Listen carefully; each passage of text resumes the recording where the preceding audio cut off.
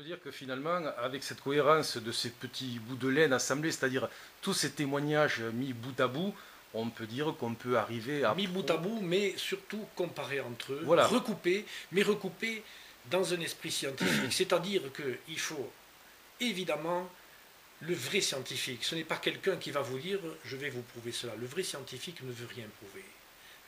Si vous pensez que vous voulez démontrer quelque chose à l'aide d'informations, vous allez dans le mur.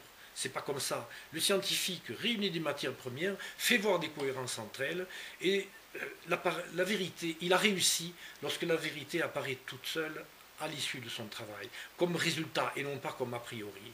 On ne doit jamais vouloir prouver quelque chose quand on cherche.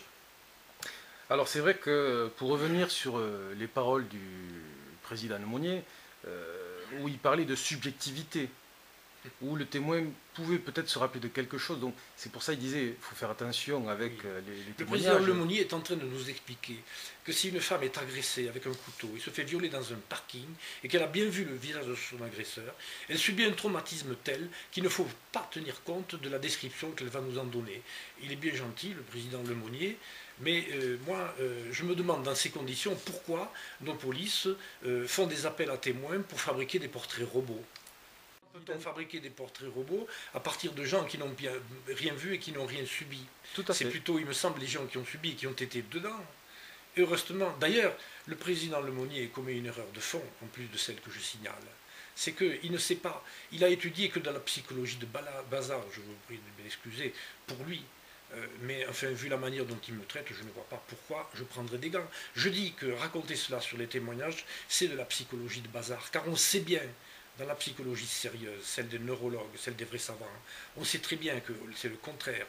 Le souvenir, sa force, sa précision et sa fiabilité sont directement proportionnelles à la force de l'impression qu'on en a reçue. C'est-à-dire, si c'est un truc qui vous est passé comme ça, que vous y avez fait à moitié attention, ça va vous partir de la tête. Mais si vous avez eu une forte impression, et justement, même quand c'est dans une lourde épreuve qui ne vous a pas détruit, c'est une chose que vous n'oublierez jamais et dont vous connaîtrez tous les détails jusqu'à la fin de vos jours. C'est d'ailleurs pour ça, Monsieur le Président Lemonnier oublie de nous le dire, qu'on a vu des procès qui sont tout à fait respectables, et donc je ne remets pas du tout en cause, où on a fait des procès à des gens à partir de témoignages vieux de 50 ans, dont une bonne partie n'était que des témoignages indirects. Donc le témoignage est à considérer. Oui, le témoignage permet de construire la vérité, est une source d'information irremplaçable.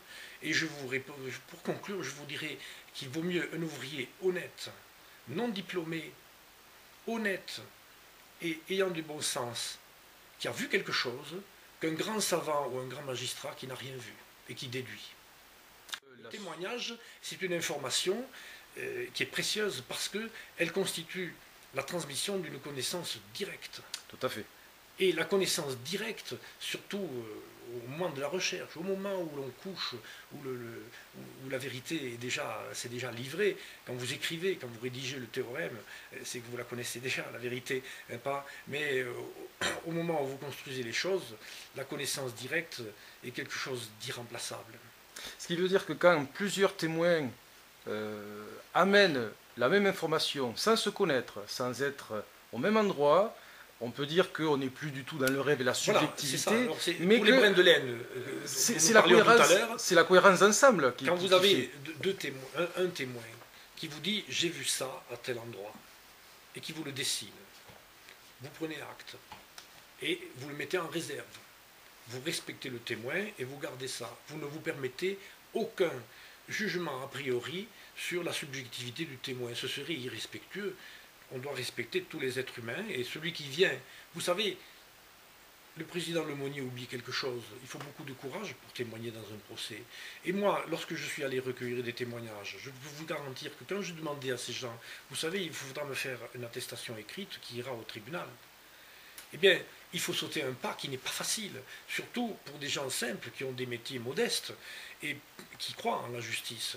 Et je vous assure qu'on est très touché de voir le civisme de ces gens et l'espoir qu'ils mettent en la sérénité et en l'honnêteté de la justice. Et donc, on ne comprend vraiment pas la position du président Lemonnier lorsqu'il cherche à les désavouer. Après, c'est très décourageant. Il piétine ce désir de rendre service à la justice que manifestent tous ces témoins. C'est quelque chose qui brise le cœur. Quand vous voyez l'effort qu'ils sont obligés de faire pour écrire, ils s'engagent, ils ont conscience, je vous assure, quel que soit leur niveau social, professionnel, quelle que soit leur position dans la société, ils ont tous le même courage et la même respectabilité dans le désir qu'ils ont de contribuer à l'établissement d'une vérité. Moi, je l'ai constaté. Je vous assure, de la simple secrétaire au plus diplômé des savants, et j'ai eu les deux parmi les témoins. Vous avez vu un des témoins qui a comparu au procès, qui est quelqu'un qui est un savant, et vous avez lu une personne qui est une simple secrétaire, et bien d'autres. Eh bien, vous constaterez que la force de ce qu'ils disaient était la même. Ce qui veut dire que finalement, l'objectivité de leur témoignage et derrière tous les éléments que vous mettez en cohérence fait que l'on peut prendre en compte ces témoignages-là. Au brin de laine, n'est-ce pas? Oui. Si on compare chaque témoin à un brin de laine, quand vous avez 3 témoins qui ne se connaissent pas, qui triangulent un endroit et qui vous disent j'ai vu ça et qui vous dessinent la même chose, et quand vous êtes sûr qu'ils ne se connaissaient pas et qu'aucun ne connaissait le témoignage des autres, mais monsieur, c'est déjà une preuve scientifique de ce qui est dessiné. Et en parlant Il ne faut pas rêver. Oui, en parlant de témoins. C'est même une preuve meilleure qu'une photo. Une photo, ça se truc. Mais des gens qui ne se connaissent pas et qui vous disent les mêmes choses et vous reconnaissez les mêmes choses, je dirais que c'est une preuve de premier ordre. Et notre code pénal, qui M. Lemonnier n'a pas changé, a bien raison de signaler que les témoignages bien conduits et bien exploités sont un moyen de preuve très important. D'ailleurs, je voudrais ajouter quelque chose. On a tendance aujourd'hui, sous prétexte de police scientifique, à mépriser le témoignage. C'est une erreur profonde. C'est une erreur profonde que notre justice aura à regretter. La police scientifique, non pas qu'il ne la faille pas, c'est quelque chose d'indispensable, et je souhaite qu'elle prenne de plus en plus de place dans notre système judiciaire.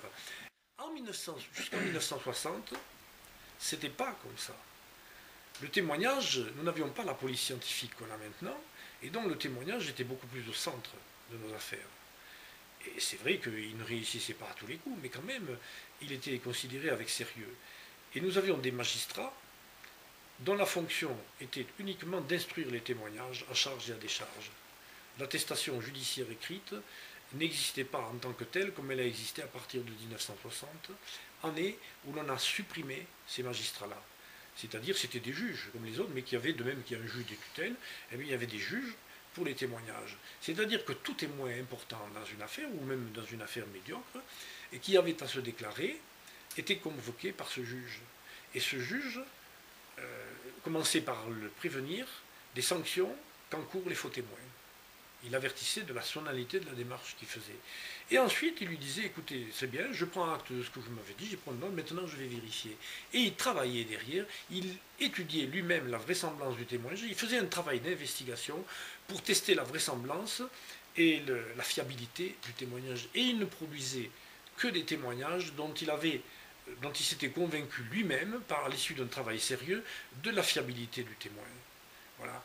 Or, ceci a été complètement abandonné, c'est une erreur grave. On aurait dû garder ce qui était bien et profiter de la police scientifique en plus. Mais ce n'est pas raisonnable de remplacer l'un par l'autre. C'est la science qui fait le portrait, et ce sont les témoins qui donnent la matière première qui permettent de le faire. Mais cette science, sans ces témoignages, est-ce qu'elle aurait été possible? C'est ce que je viens de vous dire. Voilà, c'est ça qui est important. Si vous prétendez tout faire avec la police scientifique, vous allez avoir un appauvrissement dramatique de la matière première qui permettra à la police scientifique de remplir pleinement son travail.